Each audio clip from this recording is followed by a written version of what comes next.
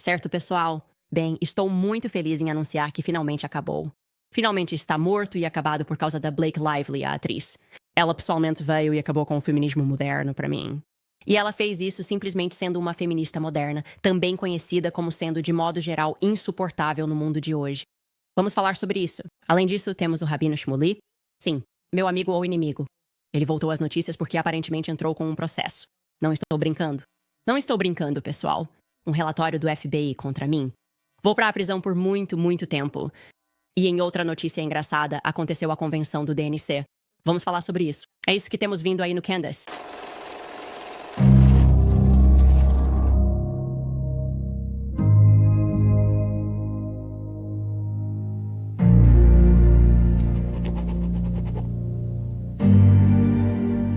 Certo, então se você acompanha o programa, se me acompanha, sabe que existem cerca de 1.012.000 razões pelas quais eu odeio o feminismo moderno. Falo contra isso o tempo todo. Todo filme feminista moderno que aparece simplesmente parece superficial. É como o ar.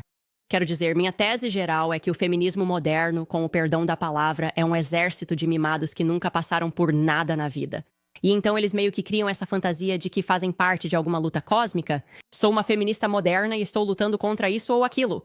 E se eu tentar ser um pouco mais reflexivo sobre por que eles fazem isso, por que essas pessoas que têm vidas literalmente perfeitas sentem essa necessidade de problematizar suas vidas perfeitas, acho que é porque dentro de todo mundo existe essa necessidade humana de acreditar que você triunfou sobre alguma adversidade, sobre algum obstáculo na sua vida. Então, o que acontece quando sua vida é perfeita? Fica muito difícil satisfazer essa necessidade. Dá. O feminismo moderno nasce. E claro que eu sei que vocês me odeiam por isso. Porque tanta gente ama ela. E tudo bem. Você pode amá-la, pode curtir as músicas dela. Mas eu acredito que o ícone desse tipo de feminismo é, de fato, a Taylor Swift. Sem dúvida nenhuma. E por isso é meio significativo que sua melhor amiga seja a Blake Lively e que ela esteja atualmente sob um ataque midiático porque, de repente, as pessoas estão percebendo que talvez ela não seja uma pessoa tão legal assim. Então vou explicar para vocês o contexto do que está acontecendo e por que isso importa. Primeiramente, começando pela própria Blake Lively, ela cresceu incrivelmente rica, em um bairro muito abastado, como dizem. Ambos os pais dela também eram atores.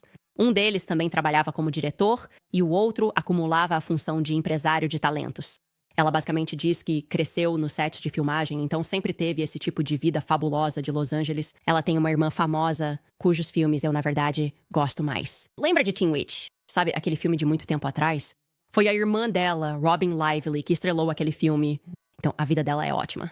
A vida dela sempre foi incrível. E ela está atualmente em turnê promovendo seu novo filme, que se chama It Ends With Us. E as pessoas estão descobrindo, por meio de várias entrevistas, que ela e seu colega de elenco, um cara chamado Justin Baldoni, na verdade meio que se odeiam. E isso também está vindo à tona por causa de alguns vazamentos que chamaram atenção para esse aparente desentendimento. O TMZ informou que Blake Lively disse a algumas pessoas que havia vários motivos pelos quais Justin Baldoni a fez se sentir desconfortável. É uma palavra de ordem feminista.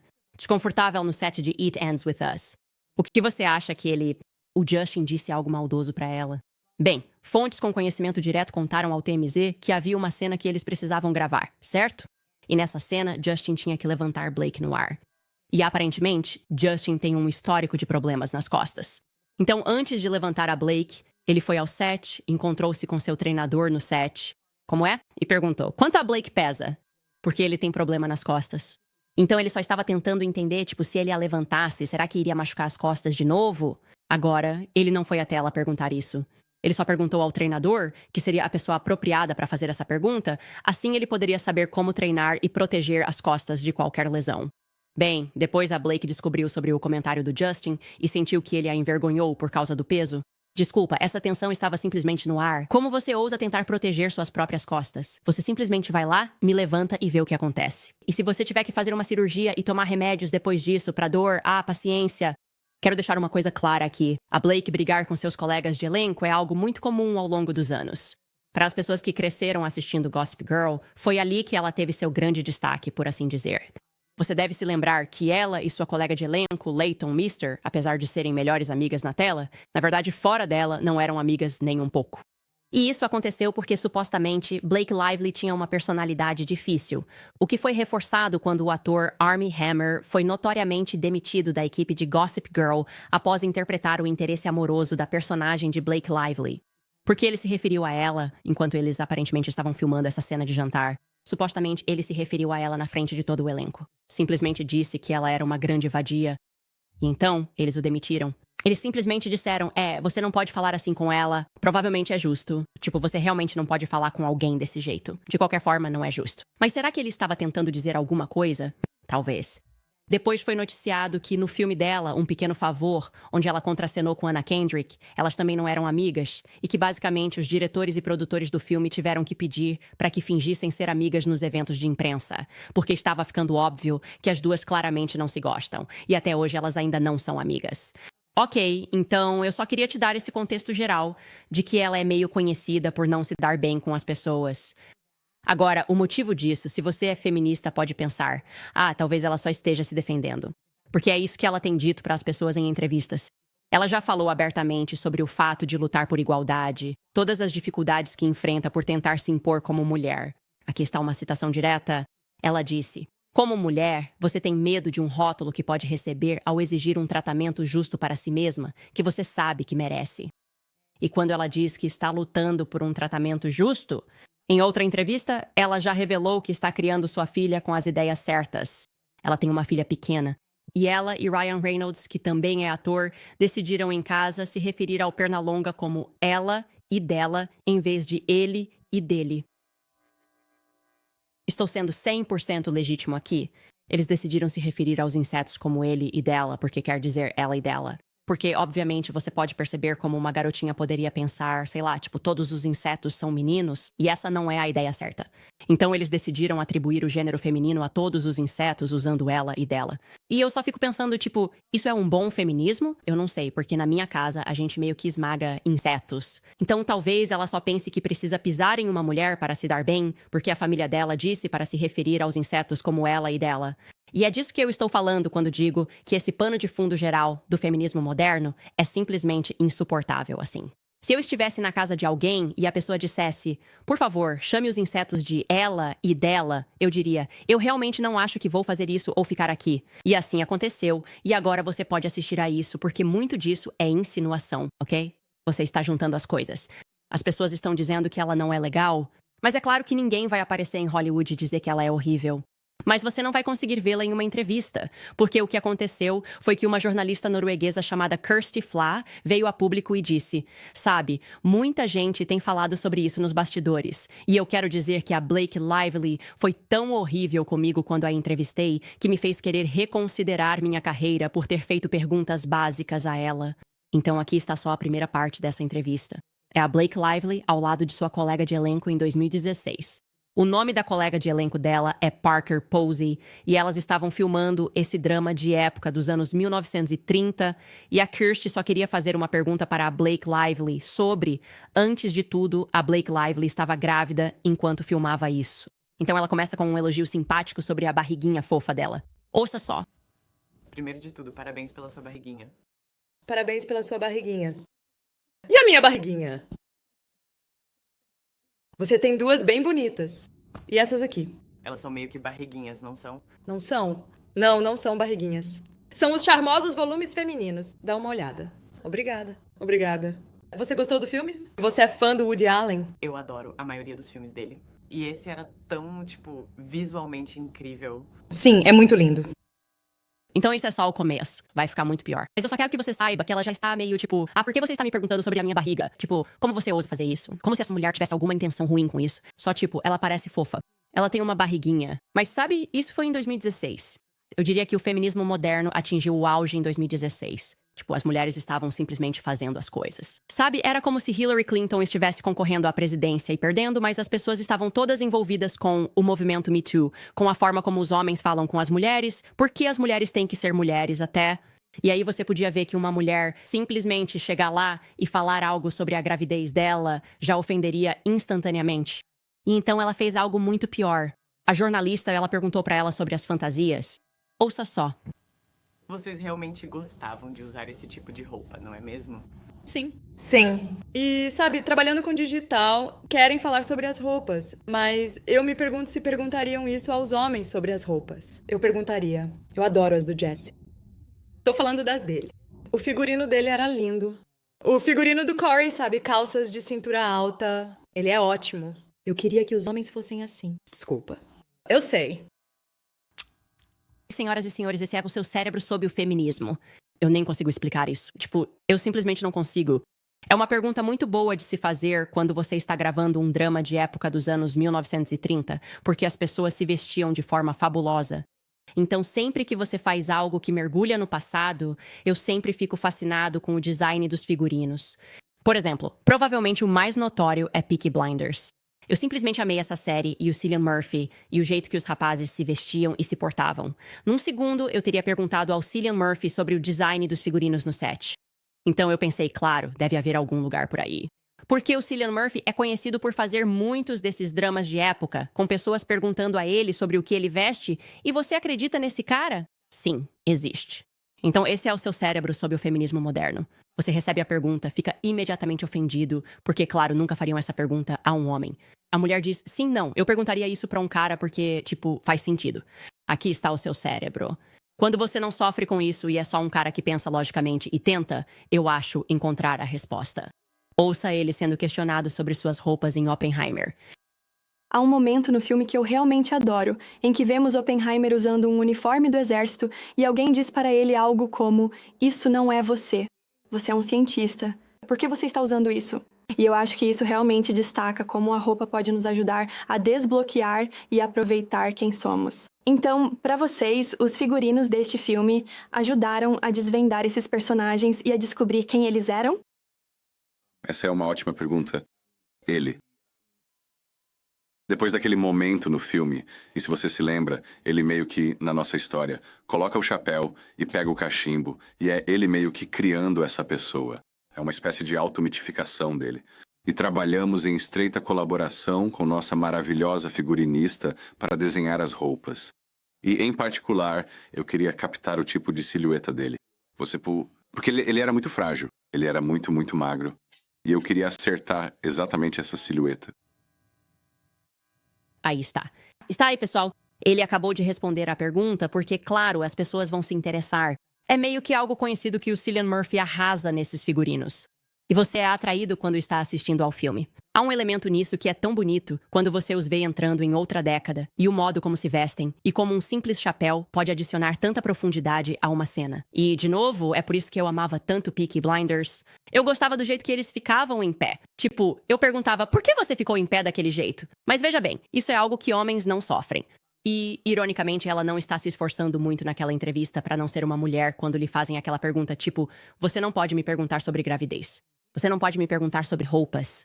E, na realidade, reagindo dessa forma, ela se inclina para o estereótipo mais antigo e verdadeiro sobre mulheres mais emocionais. Certo. Nós simplesmente não conseguimos pensar com clareza. Ficamos tão emocionados com a pergunta que ela nem sequer responde e, em vez disso, só faz outra mulher se sentir um lixo por fazer uma pergunta que ela deveria ter respondido. E então essa mulher apareceu e disse, eu quase literalmente pedi demissão do meu emprego.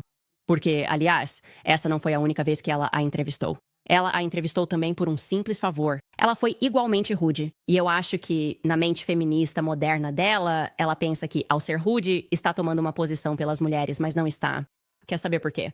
Porque a maioria das mulheres, a esmagadora maioria, tipo todo mundo, como 99,9% das mulheres, enfrentam dificuldades reais em suas vidas. Elas não estão brincando de se fantasiar, certo? Elas não precisam pensar que a maior dificuldade que vão enfrentar no dia vai ser alguém perguntar se gostaram ou não de usar as roupas, enquanto estavam brincando de faz de conta.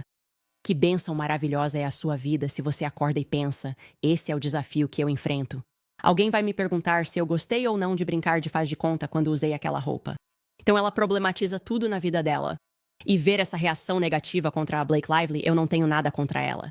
Pessoalmente, acho ótimo que ela e o Ryan Reynolds coloquem a família em primeiro lugar de várias maneiras, e ela parece ser uma ótima mãe e uma ótima esposa. Mas sou grata por ela estar passando por isso, porque está fazendo muita gente questionar o que de fato o feminismo moderno se tornou.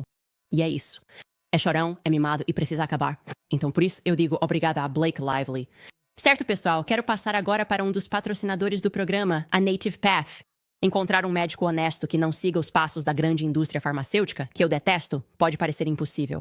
É por isso que milhões de homens e mulheres recorreram à vasta seleção de produtos de nutrição de alta qualidade da Native Path. A Native Path foi criada por um fisioterapeuta do Texas que descobriu como a má nutrição estava ligada a muitos dos problemas de saúde que seus pacientes enfrentavam diariamente.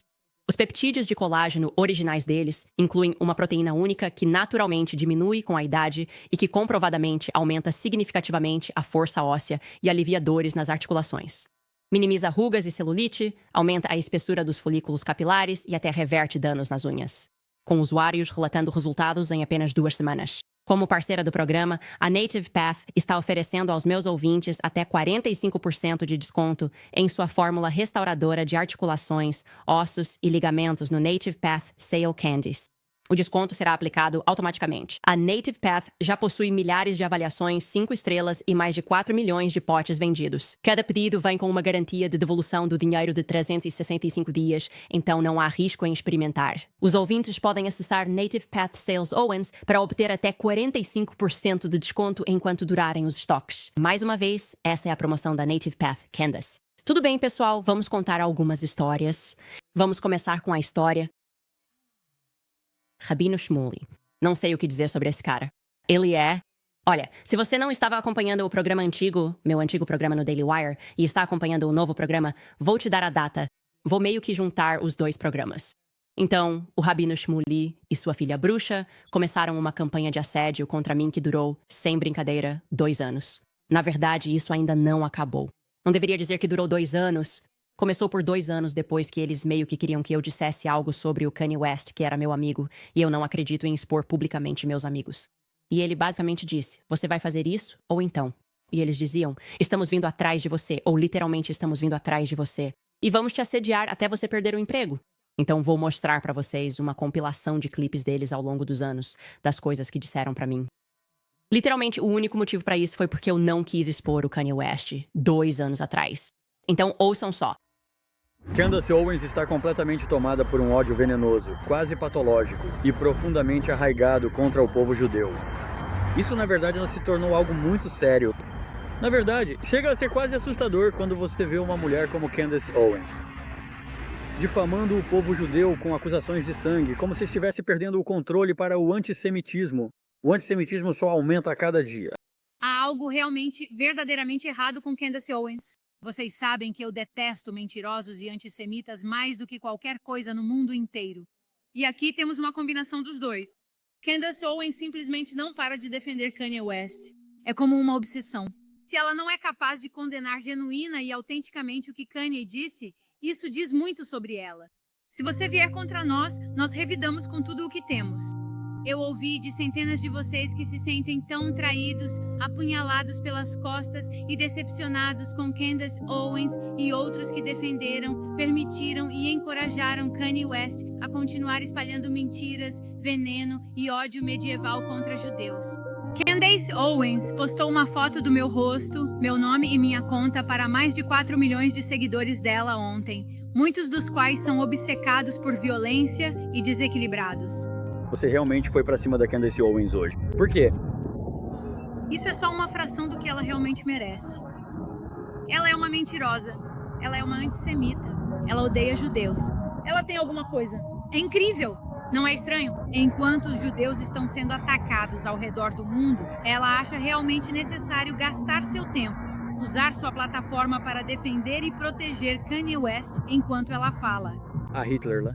Up about Kanye West. Não apenas um antissemita, ele é um amante de Hitler. Esse é um amor diferente. Literalmente. Literalmente. Ela é abominável. Na verdade, estou enojado com ela porque ela odeia Israel. Estamos indo atrás de você, Candace. Na mídia, nas redes sociais, no Instagram, no Facebook, no Twitter. Quanto mais ela defende Kanye West, mais vamos chamá-la de defensora de Kanye. Nós iremos até você. Olá a todos. Por um é um dia de celebração. Sentimos pena de Candace Owens por ela ter perdido o emprego. Então pensei que, considerando a imagem que ela tem da aparência dos judeus, por que não pelo menos validá-la? Estou vestida como uma judia Candace Owens agora. Essa não é uma criança cristã, é uma criança judia. Mas se fosse, eu tenho meu sangue cristão. Picante. Delicioso. Eu tenho meu nariz judeu.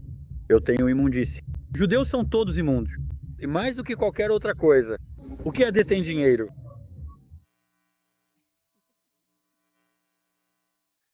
Não sei, pessoal. Bom, quero deixar bem claro. Judeus não são imundos.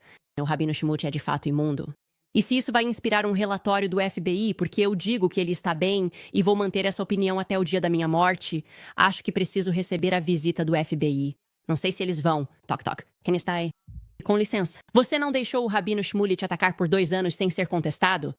Quem você pensa que é? É só isso. Ok, é por isso que estamos indo à polícia? Tipo, eu vou ao FBI. O quê? Eu vou ao FBI. Só ele e a filha bruxa dele são só... Eles realmente são um caso de estudo. Quando falamos sobre sionismo radical e a imagem disso, são esses dois. Obviamente, eles causam um enorme dano à comunidade judaica. Quero dizer, e eu sei, quero deixar claro, praticamente não há pessoas na comunidade judaica que acham que o tipo dele é bom para elas. Você já ouviu pessoas judias no programa, sejam sionistas ou não, dizerem isso?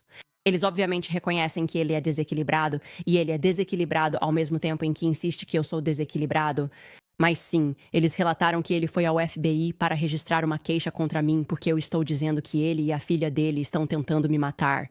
Sim, não, eu... Ele não disse isso, mas acho que eu disse. E ele disse também que é porque eu insinuei que ele matou Michael Jackson. Eu literalmente não faço ideia do que ele está falando. Mas eu quero que ele simplesmente faça o que ele e a filha dele, aquela bruxa, acham que precisa ser feito. Eu acho o relacionamento deles muito estranho. Eu já disse que acho esquisito vender produtos sexuais com o próprio pai. E acho estranho que eles simplesmente não fiquem em segundo plano. Se ele realmente se importa com a situação do povo judeu, provavelmente deveria perceber que não é o melhor porta-voz. Porque pessoas do mundo todo, de todas as raças e religiões, basicamente aceitam o fato de que o Rabino Shmuley simplesmente não está bem. Sabe, é apenas uma pessoa mentalmente instável e ele precisa de um pouco mais do que talvez apenas um descanso em um hospital. Sabe, só um pouco de descanso. Sabe, tirar uma folga, fazer aquilo que as celebridades dizem quando afirmam que estão sofrendo de exaustão. E ele pode levar a roupinha dele junto, se quiser. Mas eu só precisava mostrar isso pra vocês. Porque eu achei absolutamente hilário que ele realmente foi até o FBI pra me denunciar. Ele diz, você apoiará Israel e dirá algo sobre Kanye West, senão iremos ao FBI. Coisas normais e populares. Falando em normal, ruas principais. Vamos falar sobre a Convenção Nacional Democrata. Eles tiveram sua convenção. Os democratas tiveram sua convenção. E eu diria que aconteceu mais ou menos como esperado. E com como esperado, quero dizer que Donald Trump ganhou destaque nas pesquisas. É um fato. Donald Trump teve um aumento na pesquisa. O momento mais estranho para mim foi ver as pessoas chorando quando Joe Biden saiu. Não sei, era como uma lágrima, como se ele estivesse voltando da guerra. Eles estavam gritando seu nome. Vou mostrar aqui apenas um breve clipe de Nancy Pelosi. Acho que ela está dizendo algo nos olhos quando ela realmente não quer participar desse canto. Mas dê uma olhada.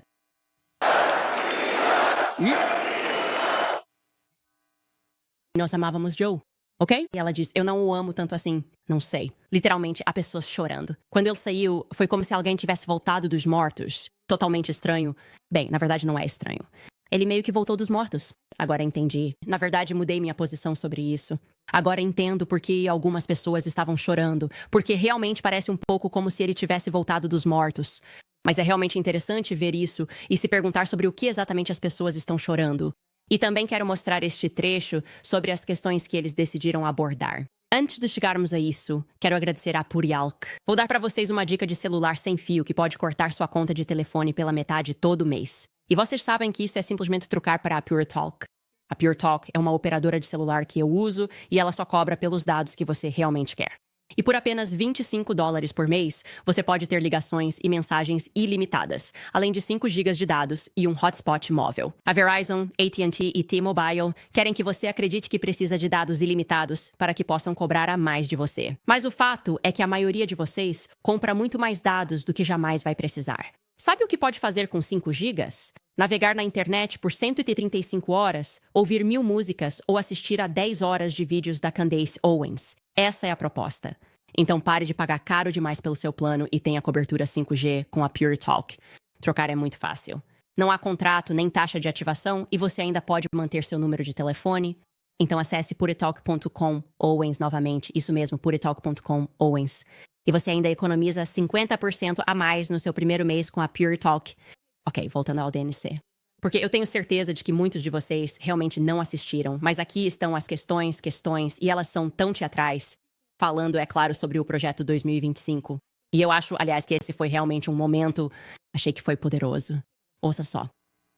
Eu sou a senadora estadual de Michigan, a respeitada Mallory McMarrow. E este é o projeto 2025, um plano de grande alcance e impacto. Esta noite quero contar para vocês sobre apenas um aspecto do projeto 2025. O plano de transformar Donald Trump em um verdadeiro e absoluto ditador com poder total.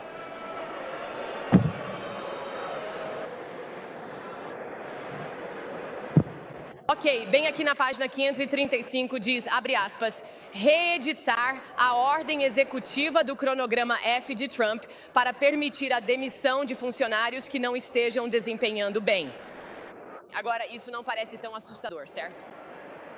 Mas aqui está o que isso realmente significa em bom português. Se Donald Trump voltar à Casa Branca, ele vai demitir servidores públicos como agentes de inteligência, engenheiros e até procuradores federais, se decidir que eles não servem à sua agenda pessoal. E é por isso, meus amigos, que provavelmente as pessoas decidiram apoiar Trump. Porque eu acho que esse é meio que o objetivo. Acho que realmente queremos seguir pessoas no governo. Acho que o objetivo principal aqui é diminuir o peso que os americanos enfrentam por causa dos nossos altos impostos. Porque tudo o que os democratas fazem é fingir que houve um aumento nos empregos. Eles dizem, nós criamos mais 100 mil empregos no governo. Criamos esses empregos no IRS. E agora eles vão ficar lá, tirando cada centavo de todo americano trabalhador que só está tentando sobreviver e alimentar sua família. E por que não demitimos essas pessoas em vez disso? Parem de gastar nosso dinheiro no exterior com todas essas guerras sem sentido que nunca parecem acabar e não servem aos nossos interesses. Acho que essa é uma das melhores partes do projeto 2025. E, aliás, fiquei feliz em ver, na verdade, um dos redatores do Babylon Bee, Joel Berry, tweetou esta manhã, tipo, eu finalmente dei uma olhada no projeto 2025 e não é exatamente isso que queremos? Sim, isso é uma coisa boa. Não há nada de errado com isso, exceto pelo fato de termos permitido que o roteiro fosse definido pelos democratas, que estão agindo, na minha opinião, com pouca informação ou, em geral, realmente querem ser taxados até a extinção. Quero dizer, qual é o apelo aqui? Acho que, de fato, o projeto 2025 é assustador para pessoas que não querem levantar, ir trabalhar e fazer alguma coisa e simplesmente querem que o governo lhes dê benefícios. Como se elas só quisessem aquele cheque de $300 do Covid, chegando a cada 2 semanas e não tivessem nenhum senso de propósito. Então eu diria, não vote em Donald Trump. Não vote nos republicanos. A missão deles é realmente fazer com que as pessoas que querem trabalhar sejam recompensadas por esse trabalho, diminuindo a carga tributária. O resto de nós. Isso parece muito bom. Então eu acho que o suporte que ela estava segurando, que parecia extraordinariamente ridículo, e tudo o que ela estava dizendo, as pessoas em casa que eram democratas estavam pensando, espere, o que há de errado nisso? Acho que isso é algo que posso apoiar. Porque você sabe de uma coisa. Não estamos vivendo no melhor clima econômico, o que me leva ao financiamento americano. Eu sei que todo mundo está ficando estressado por causa da renda mensal. Parece que não está mais dando para pagar as contas. Você não está sozinho. A maioria dos americanos pensa, tudo está ficando mais caro. As pessoas estão recorrendo cada vez mais aos cartões de crédito para cobrir despesas básicas, como cuidados com crianças, seguro, energia e alimentação. Está difícil. Se você se sente assim, ligue para meus amigos da American Financing. Eles estão ajudando americanos trabalhadores como você a acessar o valor acumulado em suas casas para quitar dívidas de juros altos e até criar uma poupança extra para estar preparado para qualquer imprevisto que a vida traga. Com as taxas de juros caindo, uma empresa como a American Financing, que nunca cobra taxas antecipadas ou ocultas, é o parceiro perfeito para ajudar você a melhorar sua situação financeira. Os consultores deles estão economizando, em média, $800 por mês para os proprietários de imóveis. Esperar não é uma opção. Ligue hoje mesmo. Você pode adiar até 2 pagamentos da hipoteca. Se quiser, o número é 800-795-210. Mais uma vez, é 800-795-210. Ou, se quiser facilitar, você pode acessar americanfinancing.net. Owens, certo, pessoal? Deixa eu entrar no chat. Eu vou entrar nesse chat. Certo, vou ler alguns superchats e depois ler o chat ao vivo. Acabei de ver que alguém escreveu transicionando, tipo, o que está acontecendo? Obrigada. Essa foi uma boa transição de anúncio. Obrigado. Essa foi uma boa transição de anúncio. Transição como Bruce Jenner, entendo. Essa pessoa disse que a equipe MK Ultra me deu uma casa. Não tenho ideia do que você está falando. Vou entrar em alguns desses super bate-papos. Esta pessoa escreve, não uma pergunta. Só quero dizer que te amo, Candace. Obrigado, Savage. Vejo que Quick Dad diz que minha descrição favorita da filha do Rabino Shmi é bruxa. Quero dizer, eu só acho que ela tem um rosto pra rádio. Eu não sei. Só acho que eu não apareceria tanto na câmera se eu tivesse aquela aparência. E falando como uma bruxinha, tipo, eu vou pegar ela. Eu vou pegar ela se ela não falar algo sobre o Kanye, tipo, por 2 anos. É meio esquisito. Parece um pouco obcecado. Parece um pouco neurótico, para dizer o mínimo. Essa pessoa, a Remy Andel, escreve, assistindo do trabalho. Adoro o que você faz, Candace. Continue assim. O mesmo do Tim Dinger também. Obrigado, pessoal, por todos esses superchats. Jody escreve, McMorrow é uma vergonha para Michigan. McMorrow, aliás, é o nome da senadora que acabou de falar com aquele grande adereço e disse que o projeto 2025 era algo a ser temido, junto com Whitmer. Essa pessoa descreve muito bem como Whitmer. Outra bruxa. Dean Voltaire diz, o agente funerário do Biden fez um bom trabalho na maquiagem dele, pelo menos. Parecia realista. Sim. É por isso que eu digo, é por isso que eles estavam chorando. Eles estavam tipo, esse mágico maquiador trouxe nosso presidente de volta dos mortos. Acho que ele também está fazendo uns preenchimentos. Holly Motto escreve, conta de Bassam Youssef cancelada no Twitter. Contas oficiais de Israel comentando. Quero dizer, eu só preciso saber quem está administrando a conta oficial de Israel. Eu não sei. Eu só sinto que, dado a crise de imagem que eles estão enfrentando, talvez fosse melhor evitar esse tom de nós controlamos a América, sabe? Parece que é isso que eles estão sinalizando quando dizem tchau ou algo assim. Tipo, seria aconselhável evitar esse papo de nós controlamos as coisas. Me contratem para relações públicas. Eu poderia simplesmente dizer, olha, não é aconselhável agora. Sabe, talvez fosse melhor a gente não ficar dizendo lol, tchau Bassam Youssef agora. Mas eu quero deixar claro, eu não sei se o Bassam foi suspenso ou se ele deletou a própria conta, por isso não comentei sobre isso. Eu não sei se já foi confirmado se ele deletou a conta ou não. Para quem não sabe, ou talvez não conheça quem é Bassam Youssef, ele é uma voz egípcia pró-Palestina que inicialmente viralizou em uma entrevista com Piers Morgan. Acho que ele fez um ótimo trabalho explicando com muita calma o lado palestino do debate. E desde então ele tem sido, eu acho, lançado ao mundo como um porta-voz do que está acontecendo na Palestina. Na Palestina. Pelo que entendi, a esposa dele é palestina. Então é por isso que ele disse isso. É o Archie quem escreve. Só quero dizer que seu trabalho não ficará sem retorno. Muitas pessoas estão tendo os olhos abertos, eu sei. E como eu digo em praticamente todo episódio, só quero agradecer a vocês porque, apesar da tempestade de tudo o que aconteceu neste fim de semana, mais pessoas se inscreveram na nossa página do Locals, foram ao locals.com, contribuíram e apoiaram, porque eu quase acho que agora a mídia está apenas em uma câmara de eco. É como se eles escrevessem os artigos para eles mesmos, então meio que ficam passando de um para o outro. É como se o New York Post estivesse imitando o Daily Mail e todos eles ficam tipo, sim, pegamos essa pessoa. Mas eles estão completamente desconectados do povo americano. Eles não fazem ideia, eles não conseguem prever para onde a cultura está indo. E eu já enfrentei essas tempestades antes por estar realmente à frente do meu tempo. Quero dizer, acho que a primeira, que talvez não tenha sido a mais cruel, mas a primeira de que me lembro foi aquela do Me Too. Quero dizer, republicanos e democratas estavam todos contra mim no caso do Me Too. E se você voltar, eu fui a primeira a twittar dizendo que esse movimento era ridículo e fui cancelada. E as pessoas diziam, Charlie Kirk, é melhor você nunca mais colocar ela no palco. Ela apoia o estupro. As pessoas choravam na Turning Point dizendo, eu não posso trabalhar para essa organização se ela apoia o estupro. Essa mesma tese dramática. E a mídia dizendo, ela apoia o estupro. Tipo, por que eu apoiaria o estupro? Eu só acho que há algo errado com o movimento Me Too quando você pode condenar homens que não têm a chance de passar pelo sistema e provar sua inocência. E eles estão apenas sendo linchados socialmente. E então o mundo percebeu. E acho que a segunda vez que causei um impacto foi quando eu disse, eu não apoio o Black Lives Matter. E meu Deus, as pessoas diziam, como você, sendo uma pessoa negra, pode dizer isso? E isso só se multiplicou por 4. Quando eu disse que, sobre o caso George Floyd, a história que estava sendo contada, quero dizer, a mídia dizia, sim, é isso. Essa é a narrativa do George Floyd. E então, eu simplesmente fui ao Facebook e destruí essa narrativa e as pessoas ficaram revoltadas. E novamente, o público ficou furioso.